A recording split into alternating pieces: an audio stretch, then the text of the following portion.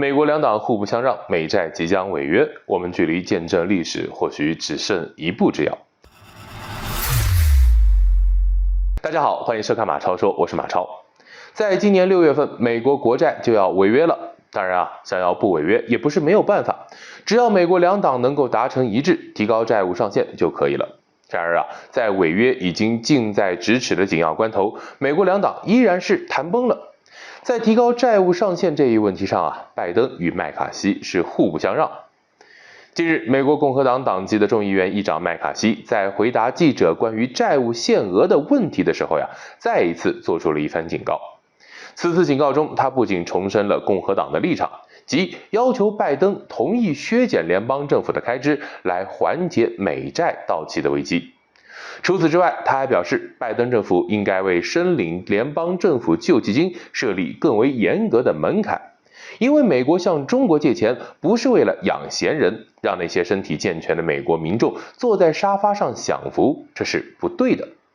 那么从麦卡锡的这一态度中，我们不难看出，他目前还是更倾向于削减开支来降低美债违约的风险，而不是提高美债的上限。由此来看的话，债务突破上限的风险其实还是蛮大的，我们距离见证历史或许只剩一步之遥了。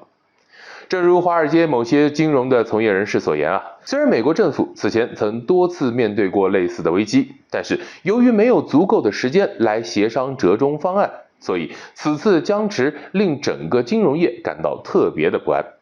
而更确切的说，这一次双方的分歧更加的激烈，立场也是更加的坚定。从表面上看，几乎是没有任何的妥协余地。拜登在给特朗普定罪之后，打破了两党近100年的政治默契，导致了两党对立的两极化。对于共和党而言，想要完全扭转如今的局面，唯一的办法就是上台。从现实的角度来看，共和党想上台的话，最好的方式就是在债务上限这一问题上给民主党人使绊子。不过除了使绊子之外，我们也不排除麦卡锡这是在摆架子，想对拜登进行极限的施压，让民主党在某些利益上让步，以此来让两党在债务上限问题上达成一致。毕竟美债要是真的违约了，对于共和党而言其实也是弊大于利的，相信他们也不希望自己明年上台之后接手的会是一个烂摊子。因此在美债即将违约的头一天，拜登与麦卡锡达成一致也是有可能的，就像是奥巴马在位时候一样在最后的关头通过了美债上限提升的议案。那么现在就看拜登究竟会不会让步了，让步的话又会在哪个方面让步？如果不让步，那美债的违约将成为定局；如果让步的话，那选票和国债一定是2选1。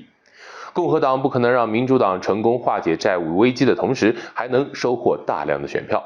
最终结果究竟会怎样，我们还需要等待一会儿，让子弹再飞一会儿。好的，本期话题到此结束，感兴趣的朋友记得点赞关注，我们下期聊。